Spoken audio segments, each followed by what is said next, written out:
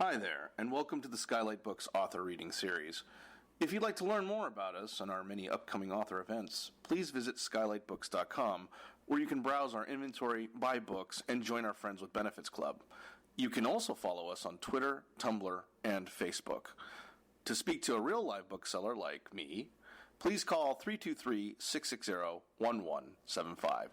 Thanks for your support, and enjoy. Tonight, our moderator is Nicole J. Georges, right over there. She's an illustrator, writer, podcaster, and professor from Portland, Oregon. Her Lambda Award-winning graphic memoir, Calling Dr. Laura, was called engrossing, lovable, smart, and ultimately poignant by Rachel Maddow.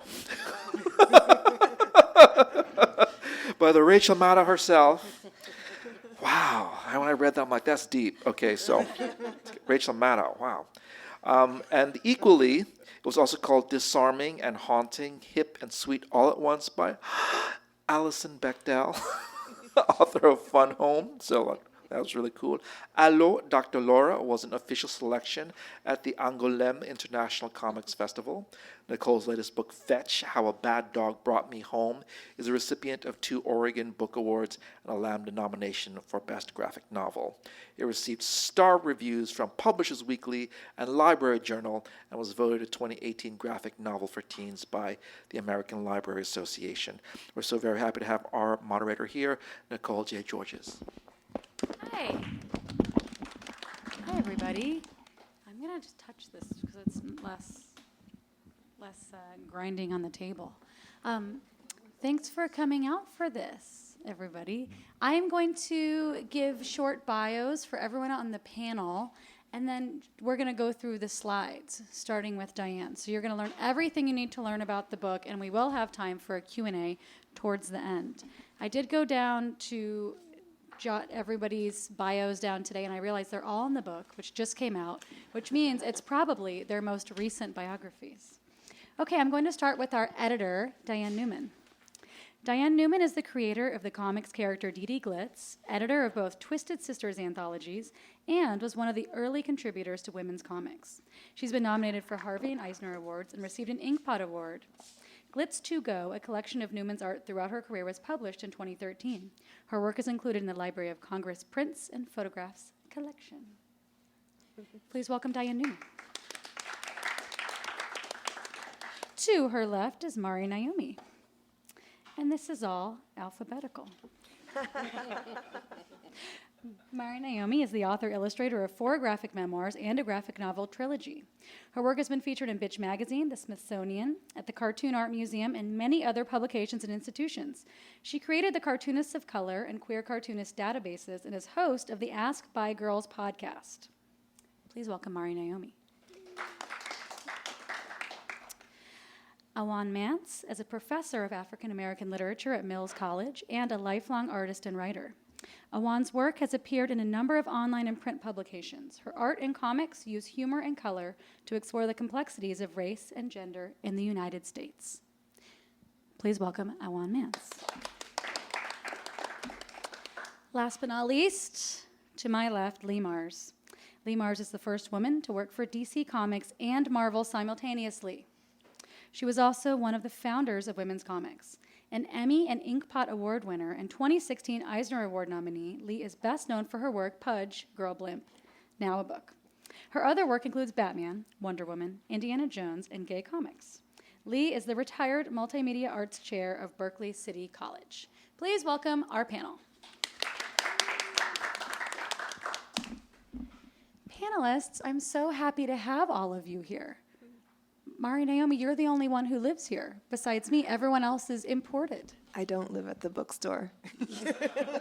Not anymore.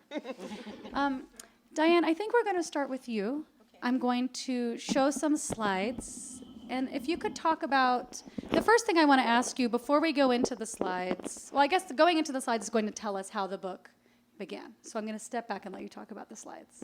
Okay. Great. Grab 'em by the pussy is what got me to do the book. I mean, I was so angry that this monster was our president and has gotten away with so much, and he said that and still got elected, that that made me want to do the book. I had no place to put the anger, nothing I could think of to do that would really have an effect. And I'm a cartoonist and an editor, and I know a lot of cartoonists. And I thought, okay, I'm just going to do a book. And I did that before I found the publisher. I just started. And I was very lucky to have Abrams as the publisher and have them really behind it and really not censor us or interfere too much in my editing and stuff like that. So this page is just the first page. It's basically an introduction. And if you want to show the second page, that's just me drowning in a whirlpool with Dee Dee looking like she's about to throw up. And those names are all the people at the time that I could, I had to get them past the editors at Abrams, and they approved all of them. And there were more, it's just I couldn't fit any more on, and there's still many more that continue that happened after the book went to press. So there's Jeffrey Epstein, for one. And I didn't do a personal story. I talked about something personal in the introduction, in the preface that I did to the book. And it's one of the things that came up as I started thinking about it. I think more and more incidents came up as I got more into the book and I started thinking about, I got all these stories from people coming in, and I realized that I had forgotten or sublimated a lot of the story, a lot of the incidents that happened. But the one that I talked about was like coming out of anesthesia after having foot surgery and seeing the doctor's hand on my breast. And it was like I was 25 and I was in women's comics and I thought I was a feminist and I froze. I was like embarrassed. And I think freezing is one of the common reactions. Anyway, I think that's about all. Well, can I quickly ask, how did you find contributors for the book?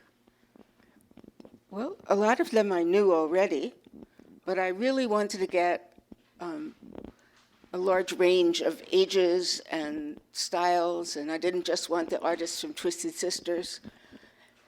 So I looked on Instagram, and Instagram really deserves credit for that. It really helped me find people in all over the world, and I could see their drawing styles, and I could write to them and see if they wanted to be in the book. Almost everybody I asked had a story, and wanted to tell it. So that's how. All right. Wonderful. Mari Naomi, before we go into your slides, can I ask, what came to your mind when Diane asked you to be in this anthology? Was this the first story that came to your mind? And was it just one story that came to your mind? I have so many stories. Unfortunately, I've written about most of them already. And I think that was the first thing that I thought. I'd seen the calls for art for a while, and I thought, oh, God, that sounds really depressing. And I've already been writing about this kind of thing for a long time. Like, I was resistant at first, but then Diane Noomin's, as I told you earlier when I ran into you outside, you're one of my heroes. Your anthology, Twisted Sister, is one of the reasons the reason I became a cartoonist. I read Mary Fleener's The Jelly story in Twisted Sisters 1, and that's when I knew that I wanted to make comics. So this is like historically very poignant, and this is actually really important for me that I'm sitting up here with these amazing women, including yourself. And but yeah, but then once I agreed, I thought, oh God, I've already written about everything, and the things that I haven't written about, I'm not ready to yet. So I don't know. I felt like this story, which when I read it inside the larger book, I thought, why did I choose this story? But at the time, it seemed like, well, this is a very complicated story. It's not straightforward. He didn't really do anything wrong, really. He just had poor boundaries, was a little handsy and gross, but I never told him anything about it. It's just one of the stories that I feel the most ambiguous about. So I really like talking about complicated things, and I feel like when I think about things that were done to me against my will where I fought back, that's not complicated. I really wanted to go there. Can you talk about this piece? Do you know what these slides are? I don't remember which slides they are, but it's a pretty short story. So I basically, and here's the thing, I have a few stories like this from various places I worked at, so this guy can actually be a mix of a bunch of guys, although he's not, he's real. But there are numerous jobs where, because I'm kind of outspoken and I tend to, I don't know, I think I'm pretty easy to get along with, and I'm kind of a TMI person. Sometimes, particularly male bosses will think that it's okay to talk about certain things around me. And for a while I told myself it was, but then there's just a point, especially when it starts getting personal. For example, I'm bisexual or pansexual, however you want to call that. And as soon as a guy said, "Oh, I like bisexuals," like that's beyond the point. Like, you don't go there. Don't talk about me. You know, it's bad enough when you're talking about other people. But anyways, this guy just crossed a few boundaries, and maybe he would have been open to me telling him, "Hey, could you not do that?" But also, he was the only person who didn't seem to hate me at this job. He was my only ally. So I was in this. And this was right after 9/11, where everyone was losing their jobs, and I needed this job. And so I was just in this position where I just felt like it would be a bad idea to say anything. But then it's been all this time, like almost 20 years, and I still kind of hate myself for not saying anything. All that in like 3 pages. All right.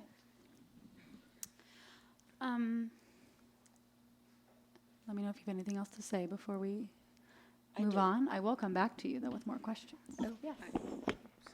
I'd just like to say that the database that you put up was extremely helpful, because it was very important to me to get many, many different types of women, age-wise and sexual orientation and ethnicity, and your databases were very useful. I really appreciate them. Thank you. Yay. Right. I have a new one, actually, a disabled cartoonist database, which is, I've soft launched it. So just, FYI, if you're ever looking for more people, hopefully that'll be up and running soon. Wonderful. Thank you. Okay, Lee, your slides are next. Juan, you're going to be the headliner. Here you go. Can I ask, what went through your mind when you saw the call for art for this, or when Diane asked you? I immediately thought of this incident in my own life. I've had harassment in the workplace. I've had people come up to me in the parking lot, all kinds of things. But I handled most of those situations rather well. An elbow in the throat worked quite well. Screaming in somebody's face discouraged them. But this occurred when I was very young. Can you talk about what happens in this comic? I think there's another slide. There's another slide. This mic away from you. This is a true life story. I was very young. I was living in an apartment, and this guy who had been vaguely around attacked me after I was sunbathing. So. And so this is the one that came to your mind. Yes, it popped full blown, and I hadn't thought about this for decades. This dates back to the late 60s, and almost the whole story appeared full blown in my head, which is very unusual for me. I'm an edit the devil out of everything, so So it must have been brewing for all these many decades. There's another slide. I was saved by a spray mount can. How did it feel to draw this? Did it feel cathartic or did it just feel bad? It felt cathartic. All right. Let's going through the slideshow. Oh, there's Ariel Shrek. Oh, sorry about that. Awan. And then I'll come back to everybody with questions because we have a lot to say. Awan, what went through your head when you saw this call for art, or when you were asked? Well, I thought I needed to figure out what I could contribute to this discussion, and in terms of what are my experiences as someone who is I didn't have any. For me, the Me Too movement had really made me think a lot about bodies and women and being in notions of safety. And I didn't really have, I thought, well, I don't really have a story to tell about me, but this has really changed my life. And so what does that mean? I don't know. Now I don't know how many people who identify as women would say, well, I don't have a Me Too story to tell. But there's no one who is not transformed by this moment of people coming forward and actually mapping out the actual landscape of what it is to live in this society. And so I thought, well, actually, I do have a story to tell because this has transformed the way that I look in the world. And so the first thing I thought was, well, my partner and I were, follow the news, and as one person, particularly looking at people in film and in literature and in the arts, after another, I thought, well, I don't really want to like another movie a whole lot because you just never know what's going to be up with the star or the director or the writer. But what was really transformative to me, and in this slide, my partner and I were talking about, oh man, those people, here we are in Los Angeles, those Hollywood people, they just get into some stuff, don't they? And then I was looking at Facebook one day, and a good friend of mine told her Me Too story, and I started reading all the responses. And what shocked me, and what was really important to know, is so many of the posts started with, of course, Me Too. And, that whole notion, it made me think, well, why, that's just what it says here, why not Me Too? Is it happenstance? The world looks really differently to me now, and I don't think I'm going to step through assuming all of the things that I once did about the people I know. I don't really know who's, not mention the women who've had Me Too experiences, but I don't know who of the folks I know who identify as men have ended up on the other side of such a story. And then as we, certain things unfold, we hear men who have these stories as well, and haven't had a lot of space to tell those stories either. And so, I feel woke in a really different way. Mm-hmm. And then your story, you shined a light on a lot of different ways that you were examining your life in the wake of this or just adjacent to this. Right. I think, I often think about race. In some ways, my whole experience of the world is really very much overdetermined by being a black person. And so, the idea of what safety feels like, what is a safe space in which to speak, for me is really complicated. It's not necessarily a space in which everyone is a woman. It's not even necessarily a space in which everyone is queer. In many respects, the spaces in which everyone is black feel safe to me in ways that none of those other spaces do. And so it just made me think about how complicated it can be to tell stories about your experiences when your idea of community and the community that actually is one that is less complicated in terms of its embrace of your stories is a lot smaller and shaped very, very differently.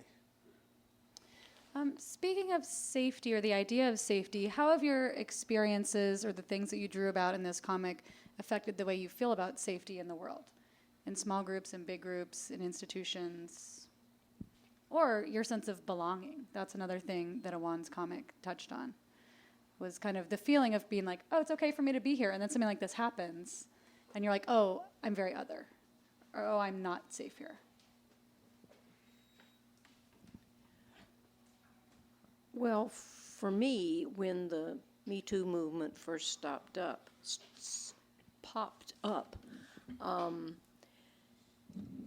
I suddenly became aware of what different lives women lead than men. Because in the sense that we're sort of on guard all the time, 24/7.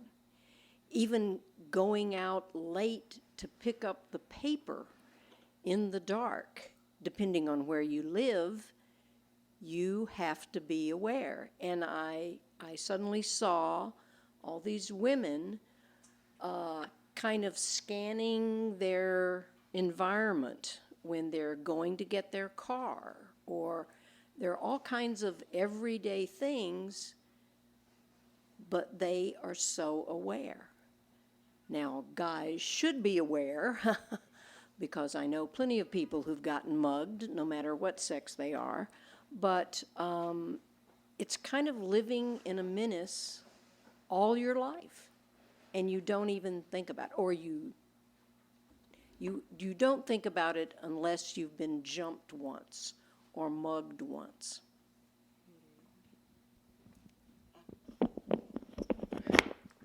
I think women do think about it all the time. And that's one of the things that I realized as I was doing this book, that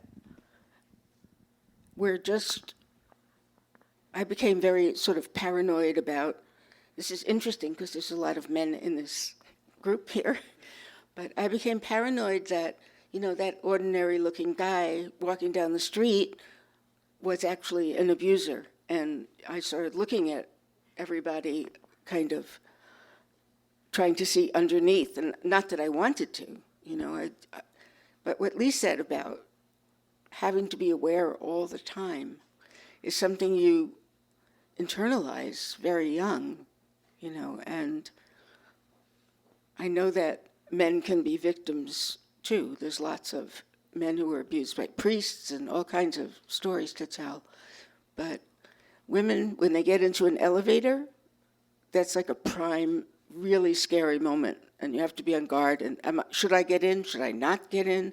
And going to a parking garage that's sort of deserted. I mean, there's a million things like that. And I felt that Me Too was changing one thing that was important, which was that in the case of he said, she said, or she said, he said, men were always believed first, and the woman had to prove it. And that is starting to change from Me Too. And that's one of the real societal changes that I have experienced, that happened so fast. And I know that it's not perfect. There are cops that abuse their power. There are men that abuse their power. There are women that are afraid to respond and freeze and all that. But I think there is some change from it.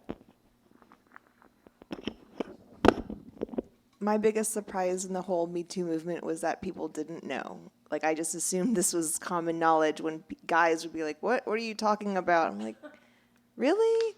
And in fact, my first draft of the story that, it didn't end up being in this book, I eventually talked about that one experience, was I was originally going to do just a list of all the different ways I have to keep, watch out every day. Like, I carry my pepper spray. I would put my long, lustrous hair into a ponytail. I just shaved it all off in this last heat wave while jogging, because apparently it's pretty common that guys will grab it, and that's how they get you careful with your ponytail if you're jogging. Anyway, I started this long list of all the different ways I try not to get raped by a stranger, and it got too depressing. And I'm like, you know what? I'm just going to tell my own story because that's less depressing. But yeah, my biggest surprise was just that guys didn't know. And I think that really affected my decision to try to come up with a story for this book, because I thought, well, okay, clearly we still need this. Well, I mean, truly, for women, and I should say for non-binary people too, it doesn't feel groovy to walk around by yourself at night. I remember I saw a Twitter poll or something, someone said, what would you do if there were no cis men? And a lot of people just said, take a walk after dark. A lot of people just wanted to go outside. And, it was a thing that feels so simple, but I was like, well, yeah, of course. Of course I can't go walking by myself at night. Well, so I wonder, a lot of these comics, in these comics you see these things happen in every kind of situation. In situations with people's families, in situations people are laying in their bed sleeping, or on a date, or at a party, anything. People unconscious in a normal way, people unconscious in a party way, every way. So I wonder, what is the burden of responsibility on victims in society, or on people that are vulnerable to this kind of violence? Because like Mara, you're talking about you're basically like going out with like armor, you're like Rambo being like, I'm gonna go for a jog. But like, why is that your responsibility? And I don't know, just the question of responsibility. Take it where you wish. Well, there's nothing you can do about it is the problem. And all those things that we do, all the armor that we put on, there's no insurance. I mean, I'm so careful, and I still constantly have Me Too moments. Like every week there's something happens. I get catcalled. I never take Ubers or Lyfts, but sometimes if I'm traveling and they call a limo for me, I recently had a situation where this guy I was trapped in a car with for an hour and a half was really, really scary, and was, telling me his sex problems and insinuating that I should help him out with it. And it was like, this stuff keeps happening, even though I'm middle-aged. Like, it just keeps happening, and it doesn't matter how much pepper spray I carry. So, but I like to feel safe, so I just keep carrying the pepper spray.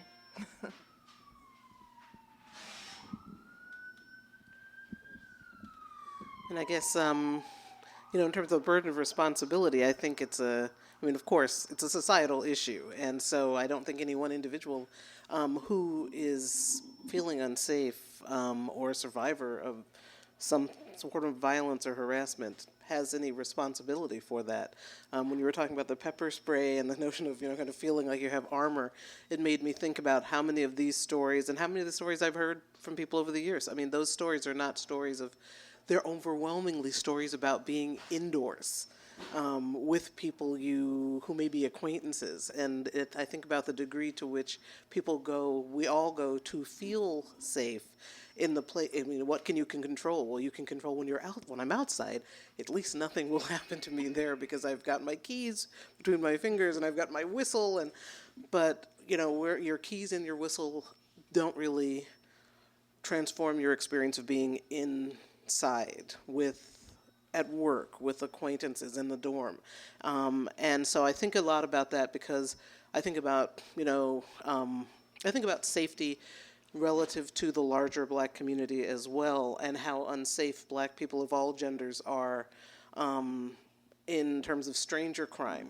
And, that Black people of all genders are more likely to experience stranger crime outside, in addition to however unsafe inside will be. And so, for me, it's been very much about, as I, read through the stories, and I'm still reading through the stories, this meditation on the illusion, or as I say in my story title, the delusion of safety that we all, in some ways, have to live with so that we can be in the world. I understand that, partly because my great-nephew is half Ethiopian, and I am terrified. He's tall for his age. He lives in Dorchester. He goes to public school, and he's a very happy little boy. He's learning, on the weekend, he's learning how to speak Amharic, and, he's got family. He knows he has, his grandparents from Ethiopia came to visit, and he can speak to them. And he's visited my sister, who is his grandmother, out here, and he's really flown an awful lot. But I am terrified that someday he'll take out his cell phone and some cop will shoot him. So I understand that from the outside. So I guess with books like this, it's overwhelmingly you see people blaming themselves for this thing that, as you were saying, is a societal issue. You know, so like this child grabbing a cell phone, and they have to teach them, like, don't touch your cell phone, don't comb your hair, like, don't do anything. But it's an overwhelming amount of labor and work that people who are vulnerable to these kinds of crimes or attacks are having to take on or discuss, instead of the people that are, you know, I'm not seeing like a ton of anthologies of different people that are in the more power position, kind of processing how they can best wield their power in society. Anyway, be that as it may, another thing that came up when I was reading a lot of these comics was self-blaming. You know, so it seemed like there was kind of like the stages of grief of the comics in this book, where like, so there's doubt and denial and shame, like, oh, is it really happening? Is it really bad? Is it actually that bad? And then your body pivots to like shame, or you're like, well, don't tell anybody, because like, oh, it's so embarrassing. And then there was a self-blame moment. And so, Mari Naomi, in your comic, I feel like there was a little bit of you being like, I should have done this, I should have done this. Can you talk about kind of the feelings that this brought up when you were drawing this comic?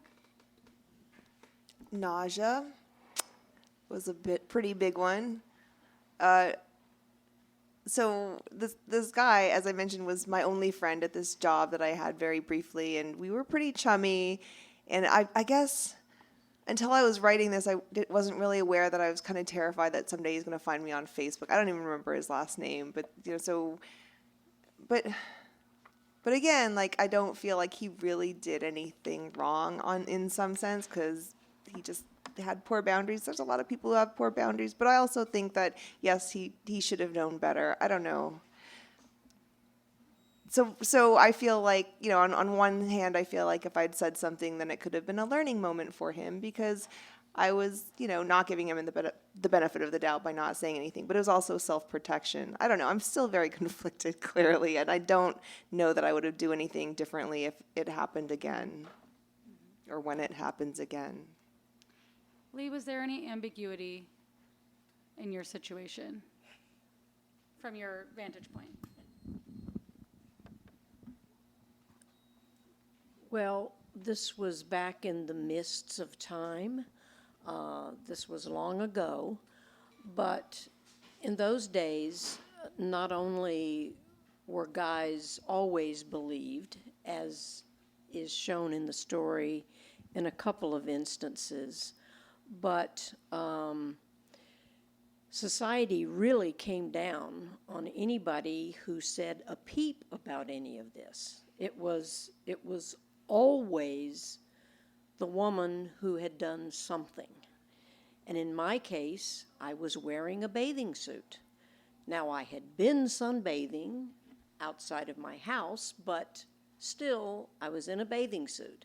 So imagining telling the cops this, and the guy, even though he did have a cut on his forehead, he could have come up with something, you know, some lie about that.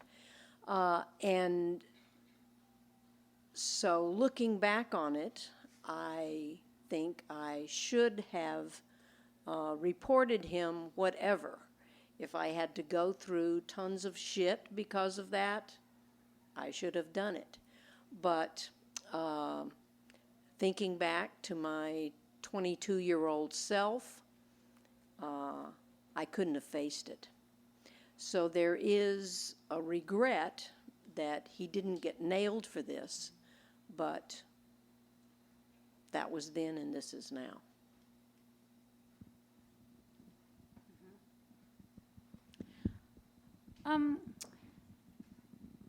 That guy sucks. I just guy want to does. say that. Screw that guy.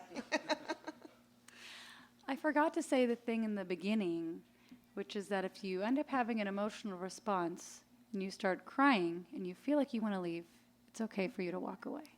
Because I know when Diane has done this same kind of panel and book promotion in other cities, sometimes it's very emotional for people. So if you end up catching a feeling at some point and you need a moment, take a moment. I forgot to say that at the beginning, just saying it now, nearing the end. I wonder, for all of you, how this, Awan, going back to your comic, thinking about belonging. It seemed like the last couple panels from your comic, when somebody's in a space and then they are, I don't know, when something happens that makes you feel very other or very aware that everyone else in the room is aware of how you're different than them, even though you're not there for that purpose, it kind of hits into your sense of belonging in the place where you are. And Lee, I know personally, just from knowing you, that you were often the only woman in illustration circles. Sometimes people would only hire you because from seeing your name on paper, they thought you were a man. And so a lot of us have been outsiders in different situations and in different levels in different ways.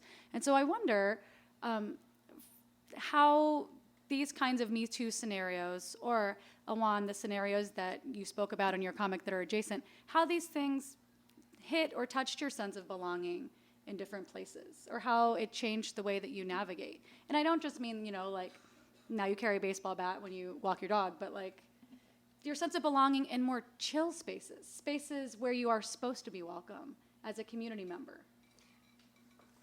I wanted to I touched on something that Lee said, but also to answer that, one thing that when the whole Me Too thing was happening, I jumped on board because I love talking about myself and my experiences, and I love trying to make people feel included and all that. So when I started sharing my stuff, and pretty much every time anything goes viral on social media for me, like just the trolls come after me immediately. So that's something, like, which is why I think it's important that we keep telling our stories and keep putting it out there, because it was years ago, like 5 years ago, had some stupid Exo Jane story go viral about being on a panel, and one of my fellow panelists was openly harassing me, like, during the panel, and it was so horrifying, and like nobody stopped it, and I didn't stop it, and that was like, it was an Exo Jane article. And man, that was unfortunate. That was my first viral experience, and that was so miserable because all these male rights activists came after me, and of course for the 3 days that I couldn't stop looking at my phone blowing up, I just wished I hadn't written about it and stuff. But then once I kind of climbed out of that, I was like, no, I'm going to write more about this stuff. This sucks. Like, I don't know. I feel like maybe it's not our duty, but it is. I feel like as artists, as public people, it's kind of our duty to help others out, by martyring ourselves in that way and getting the trolls, weathering the trolls. Have you heard from people who were helped out by your work? Yes, and that's what makes it worth it. I want to say that as these stories came in, it was like a gradual thing. People finished, and it took like over a year to get all the work in. I became much more concerned with what it was like, not just to be sexually harassed or raped, but what it was like to be a woman in all these different societies around the world. As many as I could find, there was very little difference. There was a sense of entitlement that women didn't have. And it was always, people were embarrassed, they froze, they didn't say stop, they took the blame themselves, even though it wasn't their fault. And I started to feel that what was needed was this incredible change in society, and I don't see how that would happen, especially with Donald Trump as our president, which is, a whole other insanity. And I felt that I was gradually getting more and more feeling separate and being aware of patriarchy and just the entitlement. When I see these guys, the senators on TV, and these like incredibly entitled old white men, and saying something about, my uterus. I couldn't stand it.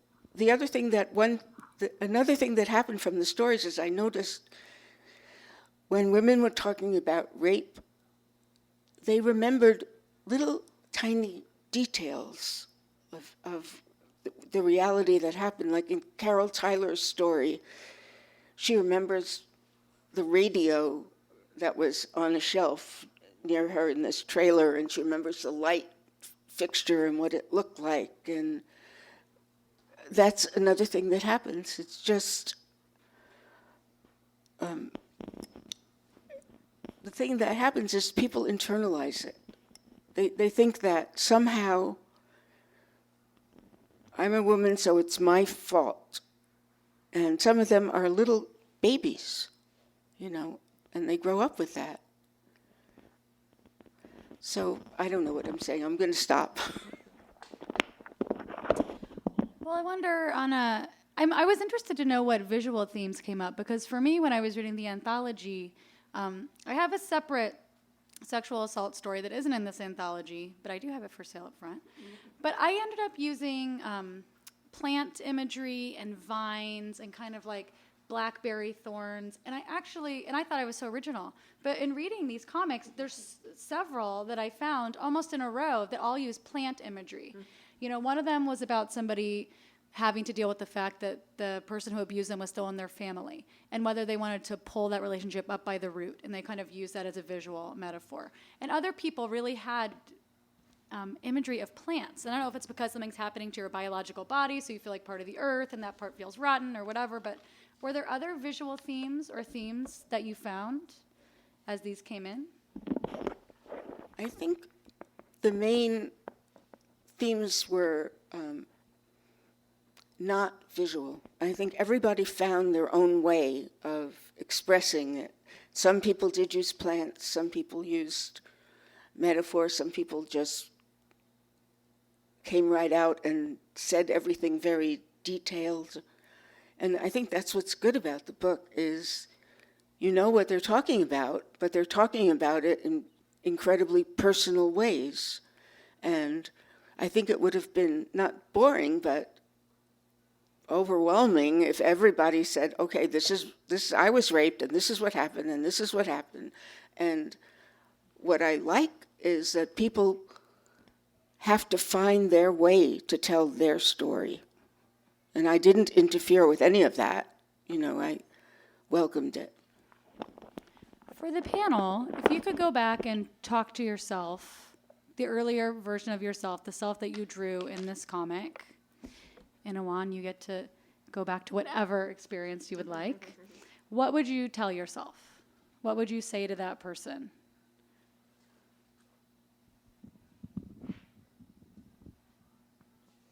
It's going to be okay.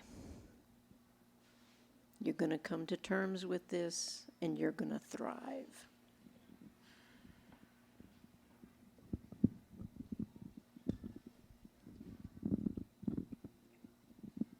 I don't think everybody does come to terms with it and thrive. I mean, I think it's a good thing to say to people, but it isn't necessarily true, and people have their own timeline. I'm remembering an attempted rape when I lived, I was in my early 20s, and I lived on the Upper West Side, and a guy I thought was my friend offered to carry up some packages because I lived in a fifth floor walk-up. And I really had a fight.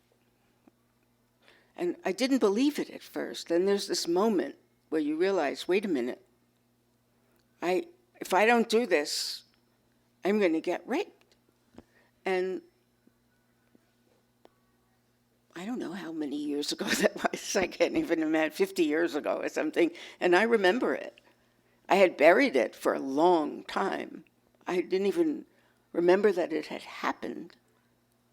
It was like the fourth thing I remembered that I didn't know it happened. But I want to give Lee her experience of telling herself in the past, like, it's going to be okay in the future and you are going to thrive because I see you thriving. But Diane, what would you tell that version of yourself? The version of yourself that had to fight like hell. would say I'm really glad I fought. And that, but you shouldn't blame yourself if you can't.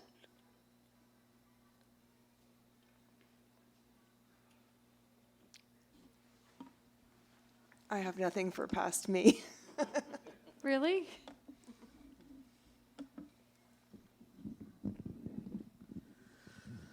I think I'll just say this as what I look back at the 80s and when the first time I was on my own in college, late 80s, great time to be in college. And just how little I actually understood about the world. And the conceit that everyone looks at me and sees me as a human being.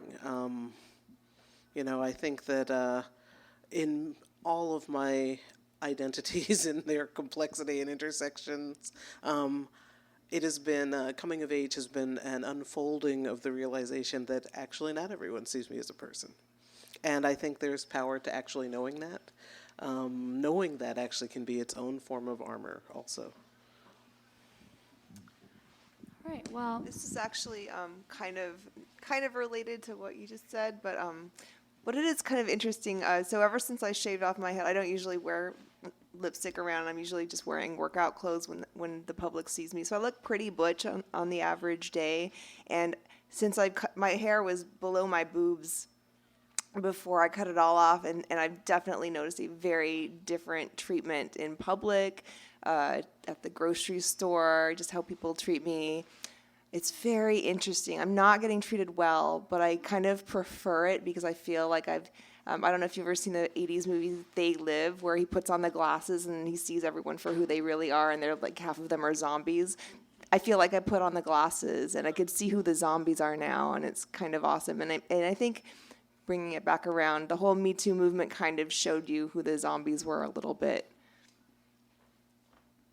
a few more of them. I want to throw it open to Q&A. If our audience has any questions, you do get a free poster for asking a question. That's a transaction I'm offering you. Such a deal. It's such a deal. Otherwise, I will absolutely not give you any posters. Hi, thank you all very much for coming. This is very illuminating. My question actually was for Diane. One was, were there any stories that you said no to? You thought, what was your editorial process to say yes, yes, yes, maybe, no, something like that?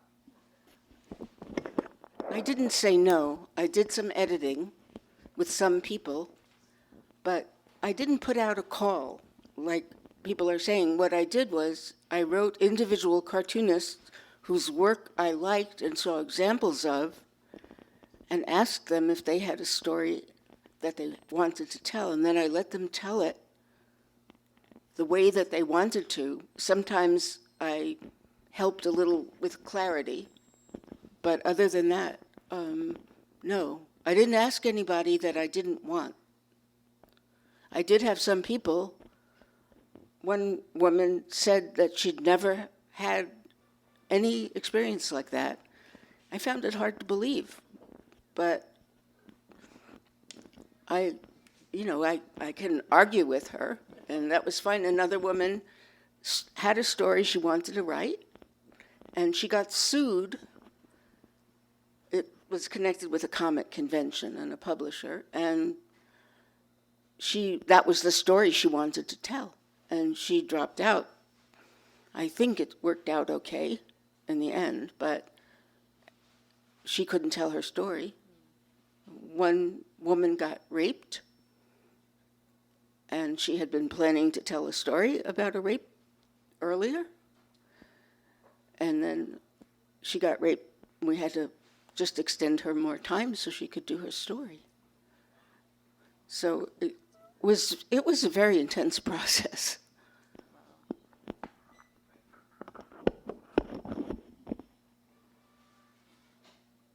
Yeah.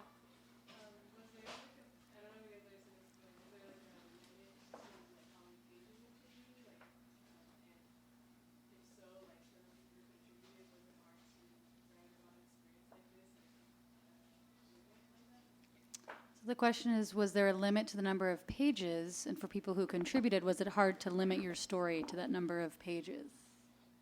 In the beginning, I just let people say how many pages they wanted. As it got filled up, I had to tell some people they could do a 4-page story or a 5-page story. And somebody said they had to do a 9-page story. When they started out asking for 12, they wound up with 9. And it was kind of a juggling act toward the end. And I would have liked to have more, give everybody as much time as they needed and as much space as they needed, but they added 2 signatures to the book. So they made it longer because we had so much work. And I do think some people were stuck with 2 pages, and maybe they couldn't tell their story in 2 pages. You know, I don't know, but most people that I assigned a number of pages to didn't have a problem with it. So.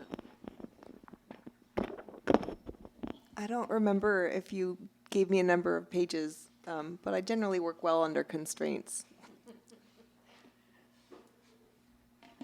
I don't remember.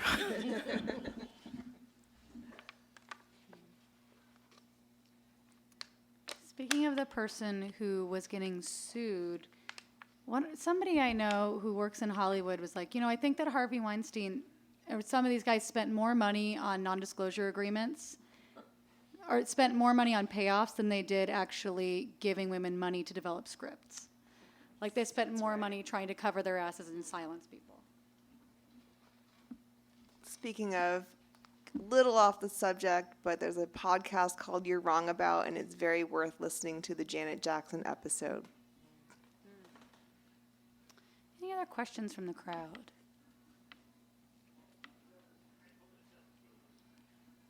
That's just somebody chatting. You're all so certain. It takes time.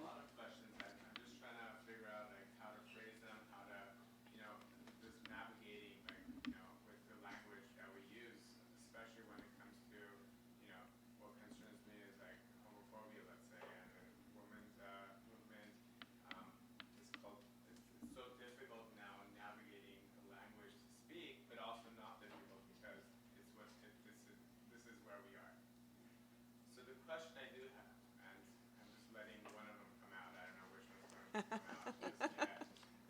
would you tell men? How would you educate men?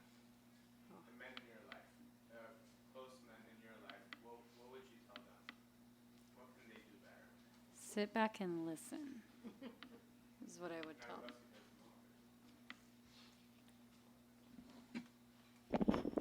Well, I can tell you about my husband, who's a cartoonist also, and who got very deeply involved with the book. As the work came in, he read it. He read all the stories. And so he's probably the man who's most identified with the work, because it was an avalanche coming in and so many different stories. But I don't think the language is as important as the way you say something, how what you're feeling. And I know language has become a really big deal with people wanting to define themselves with gender and stuff, and I think that's fine. And there are conditions, like one of the women in the book is a trans woman, and she was very hurt by some feminists who would not accept trans people in their marches. Like they weren't a real woman, which is incredibly offensive and a big deal. There's a big chasm between some feminists who didn't want to accept these trans people. And one of the reasons I did this book, as it started, was I wanted to get many points of view. And in the beginning, I wasn't certain if I was going to ask men or not, because I just couldn't quite picture myself talking to these male cartoonists I know and saying, by the way, were you ever harassed or raped? And I could picture it with women, you know. Toward the end, I got one guy from, I think it was Pakistan, who wanted to do a story, and I would have really liked to do it. But at that point, the publisher thought it would be an odd thing to do, to have one story. And I think that somebody should do it. I think it's a very important issue, and it's not just a woman's issue. And I hope that somebody will do it.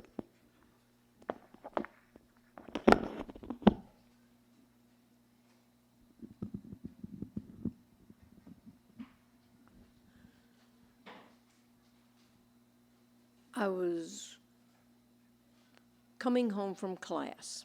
I, at the time, was teaching, and I could walk home because it was only a few blocks. And it was at night, and I had my keys out, and as I was walking down a block, this is in Berkeley, I was walking down the block, and I heard behind me the strides of a guy. They were very heavy, and he was walking very fast.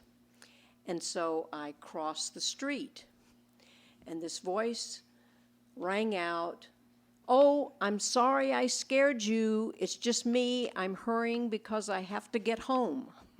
So I looked around, and here was this little guy who had heavy feet. And I think you need to be aware of the effect that you'll have unconsciously. You need to be aware that the women that are around you, either outside or at a party or something, are perhaps unconsciously, but definitely feeling menaced all the time. And so anything you can say or do to allay their fears is very valuable. With the exception of if you get into an elevator with a guy and he says, "I'm not going to rape you," that's not very, very comforting. Did that happen to you? It's happened. You know, this is a very hard question. What would I want men to know? I will say I taught women's studies for a year when I was in graduate school, Introduction to Women's Studies, not an experience to be repeated. One of the things that I mentioned when we were having a discussion of a wonderful article called Sexual Terrorism by a scholar named Carol Sheffield. It's a brilliant article if you get a chance. I think it's free on the internet these days. And so we were talking about it, and one of the things I mentioned is, just keep in mind that if you're having sex with someone or approaching a sexual encounter, and the discourse was very different at this time. This was probably around 1994. If you're having sex with someone and they're not really moving in a way that suggests they're enthusiastic, or if they are crying or looking away, then that's probably not something that is reciprocal. And a student who was a really sweet guy stood up and said, "This is really important to know. I'm glad you told me this. Where can I learn more stuff like this?" So I think I'd want men to know that. The stuff that we were talking about in that class, which was news to him. And I think that this whole notion of the ideology of sexual difference, that sex is something that men like and women kind of will sometimes concede to, leads to huge notions of entitlement to get something. The whole notion of getting some, and it's this idea of extracting a resource from a place that doesn't want to give it. That whole discourse that completely ignores the landscape of women's desire. I could go on for ages about this because I think about how people talk about Phoebe Waller-Bridge's Fleabag, and it's a show that is very much centers a woman's experience of sexuality. There's no nudity in the show. Someone described it as a show. Well, there's a lot of nudity in it. No, actually, it is a woman being at the center of her sexual experience, and that feels somehow profane and shocking and obscene, but not in a good way. So that's just shifting that. To say, take people's word for it. Women feel very similarly. They like sex too. And so with that in mind, if you are having sex with women, think about that. That can inform a lot of the decisions. It's not something you're entitled to get. That's... Hear, Here. I mean, it depends on the guy. I was reading about that dude who plowed into a bunch of people in Toronto who was a self-identified incel.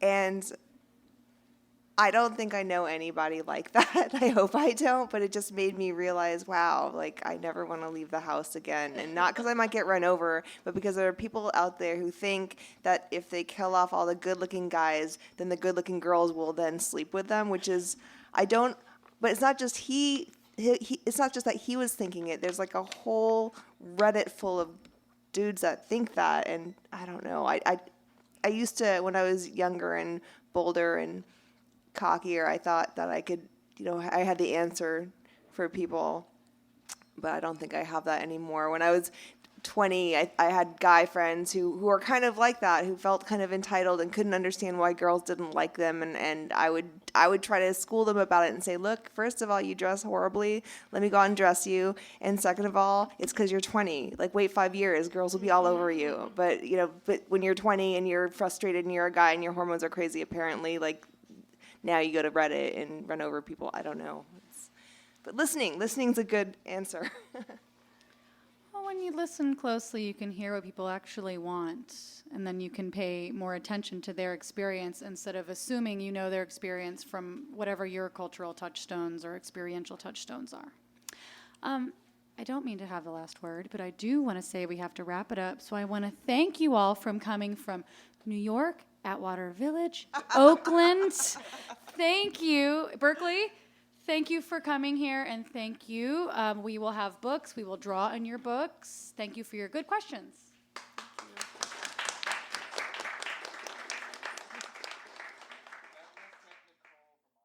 You've been listening to the Skylight Books author reading series.